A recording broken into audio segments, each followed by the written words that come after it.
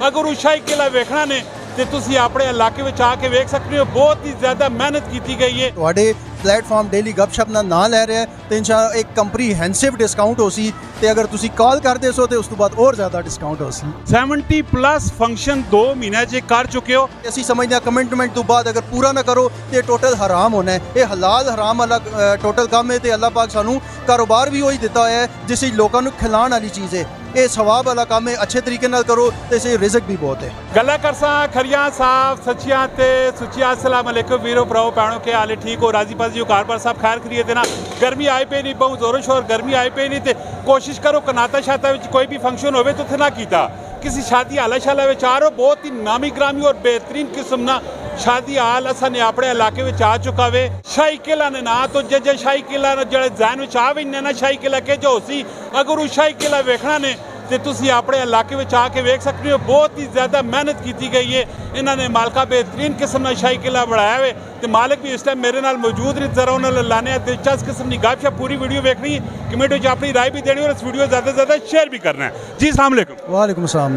उस्मान भाई सारे तो पहले तो तुसी दसो तुसा इलाका केड़े इलाके नूं तुसी? सर मैं बिलोंग टू सियालकोट तो करना है लेकिन मेरी पढ़ाई सारा पर सब कुछ जवानी सारा इत्थे ही गुजर है। कारोबारी सारा टाइम असी तुसी कह सकते हो इसी वाकंड नहीं है। वेरी गुड बेहतरीन हो। इस शाही किला इलाके जो तुसा ने जहन चाया कि शाही किला ना रखसा और बड़ा सा भी शाही किला अंगल कोई भी माशाल्लाह ये चीज़ जगह नहीं है कि जेड़ी यूनिक किस्म ना बनना बनी पी होवे।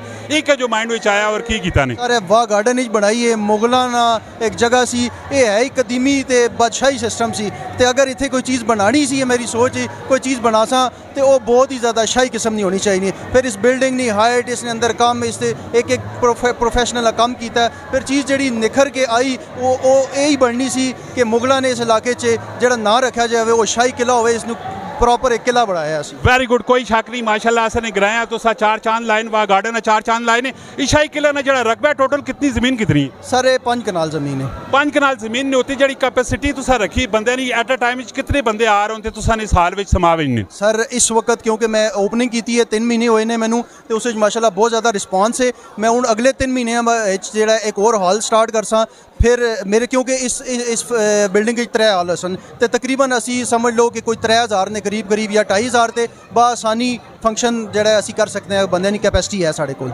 अगर 3 महीने हो गए तो इसकी ओपनिंग की थी तो मार्केट ने रिस्पॉन्स क्या जब मिलना? सर हले असी गूगल ते सर्च करो तो शायद नहीं मिल सा लेकिन असी तकरीबन 70+ फंक्शन 2 महीने के अंदर कर चुके हैं। 70+ फंक्शन 2 महीने च कर चुके हो ते रेट शेट ने मतलब दसो रेट के रखे हुए? सर रेट बहुत मुनासिब ने असल इत्थे कोई पार्टनर नहीं कोई जगह रेंट ते नहीं कोई लीजिंग ठेके वाला चक्कर नहीं। एक तो अच्छा काम करो इथों नसना भी कोई नहीं जिंदगी ने सारा स्टेक भी इत्थे लाया है तो रेट मुनासिब करके वो सारा जड़ा बेनीफिट है वो क्लाइंट तक पहुँचाया है कि क्लाइंट तक बेनीफिट आवे मुनासिब रेट अच्छी क्वांटिटी अच्छी क्वालिटी नाल काम कर रहे हैं।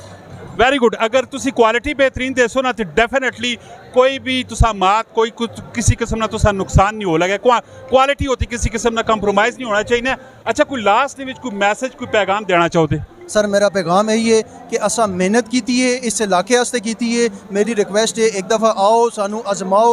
बहुत अच्छा रिस्पॉन्स आ भी रहा है लेकिन बहुत सारे लोग ने जड़ा हले उन्होंने ये चीज़ नहीं पहुँची क्योंकि असी बिल्कुल रिसेंटली लॉन्च किया है। तो प्लेटफॉर्म माशाल्लाह बहुत अच्छा है इस तो भी असी मैं लोगों मैसेज देना कि आओ साढ़े को आओ फंक्शन साढ़े तुहाडे होणगे असी तुहाडे फंक्शन अपना समझ के इसनू पूरा मैनेज करने आ। तो दूसरी आखिरी चीज़ है कि ऐड करना चाहांगा कि क्वालिटी क्वांटिटी अच्छा सेटअप ये होना बहुत ज़रूरी है। अगर ना होवे मुनासिब रेट तो असी समझते हैं कमिटमेंट तो बाद अगर पूरा ना करो तो टोटल हराम होना है। ये हलाल हराम वाला टोटल काम है तो अल्लाह पाक सानू कारोबार भी वही दिता है जिस लोगों को खिलाने वाली चीज़ है। ये सवाब वाला काम है अच्छे तरीके नाल करो तो इसे रिजक भी बहुत है। Very good. अच्छा खाने ना माशाल्लाह तुसा ने टेस्ट मेट कैसा है उसने कोई क्वालिटी होते कोई कंप्रोमाइज शायद नहीं होना पैना? सर बिल्कुल कंप्रोमाइज़ नहीं होना। जिस तरह कि मैं तुसा पहले आख्या कि अगर खाने की क्वालिटी कंप्रोमाइज़ हो तो इसका मतलब ये एक मिसकमिटमेंट हो रही है हराम हो रहा है। बाकी फ़र्ज़ करो मैं तुसा एक मिसाल देना किसी ने साढ़े कोल फंक्शन होए साढ़े कोल ये भी ऑफर मौजूद है कि तुसी आओ तुहाडा गोश्त किस वक्त ज़बा हो रहा है केड़े बकरे ज़बा हो रहे हैं किस तरह का गोश्त है उसकी कटिंग के जी है आके चेक करो उस तो बाद बनेगा नायत ही उम्दा क्वालिटी ना काम हो रहा है। अगर कुछ तुसा रब्ता करना चाहे तो सर नंबर की? सर नंबर नोट कर लो 0313 5479 706। वाह गार्डन ब्रिज तो पहले ही माशाल्लाह हसन अब्दाल अली साइड चो आने होते ई माशाल्लाह सेटअप बना पे और बहुत ही आलीशान किस्म का सेटअप है। एक दफ़ा तुसा विजिट इत्थे ज़रूर करना है। अगर कोई असा प्लेटफार्म है तो आना पैना है, तुसा की डिस्काउंट देने पैने? सर ਉਹ ਅਗਰ ਤੁਹਾਡੇ ਪਲੇਟਫਾਰਮ ਡੇਲੀ ਗੱਪਸ਼ਪ ਦਾ ਨਾਂ ਲੈ ਰਿਹਾ ਤੇ ਇਨਸ਼ਾਅੱਲਾ ਇੱਕ ਕੰਪਰੀਹੈਂਸਿਵ ਡਿਸਕਾਊਂਟ ਹੋ ਸੀ ਤੇ ਅगर ਤੁਸੀਂ ਕਾਲ ਕਰਦੇ ਸੋ ਤੇ ਉਸ ਤੋਂ ਬਾਅਦ ਹੋਰ ਜ਼ਿਆਦਾ ਡਿਸਕਾਊਂਟ ਹੋ ਸੀ। इमड़े पिछे तुसा लाना चाहने पैन कि आया कि मैं काल तुसा नहीं हक विच करा, कोई ऐसा मसला नहीं है। तुसा बेनीफिट मिलना चाहिए, मेरे भराऊ ना काम होना चाहिए। और इसी तरह नहीं असा वीडियो आनी रहनी, तुसी असा पेज लाइक करो, फॉलो करो, कमेंट में अपनी राय तुसा जरूर देनी है और इस वीडियो जितना हो सके शेयर करो। मिलने नेक्स्ट वीडियो। फी अमान अल्लाह, पाकिस्तान जिंदाबाद।